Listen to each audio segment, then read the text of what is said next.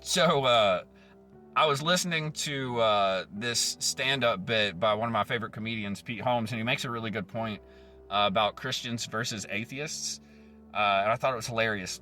So he says that Christians believe that God exists and that God created the universe, whereas atheists claim that God does not exist and they believe in nothing. Therefore, they believe that nothing created the universe. And he points out that you know what else does not exist? Nothing. It's kind of its defining characteristic. And I thought it was pretty funny because, like, here lately I've been seeing on TikTok, like, all these young kids in their 20s, and everybody knows in your 20s you know everything based on zero life experience. They claim that God does not exist. They'll do these debates or whatever. They'll claim that God does not exist based on the fact that it is an irrational thought process because you can't measure God with any sort of scientific methodology.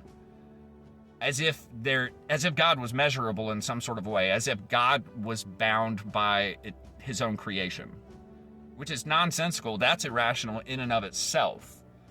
It's like saying the guy who created GTA, Grand Theft Auto, as soon as he created the game, he's suddenly bound by the laws of the video game in which he created.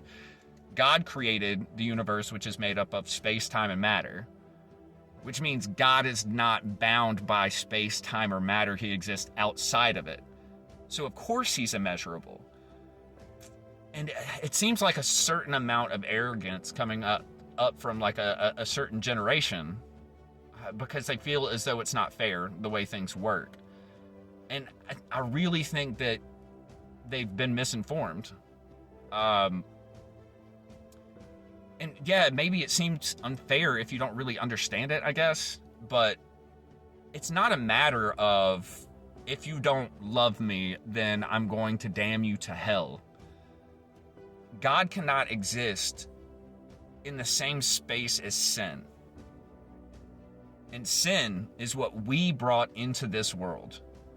It's not a matter of, can't God just zap us into heaven or never have us be born and just create us in heaven? It's a matter of, we are a part of the lineage of man that runs all the way back to the beginning, all the way back to the garden, all the way back to the first sin, right? And so we are subject to sin and a sin nature, which creates a separation between us and God.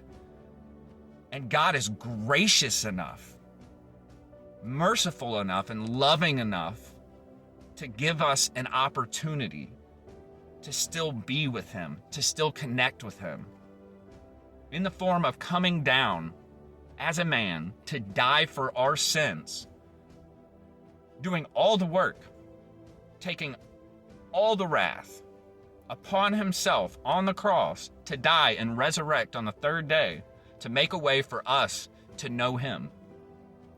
So again, I say it's arrogant for these kids to look at it in such a narrow fashion as opposed to what it really is: love and grace and mercy.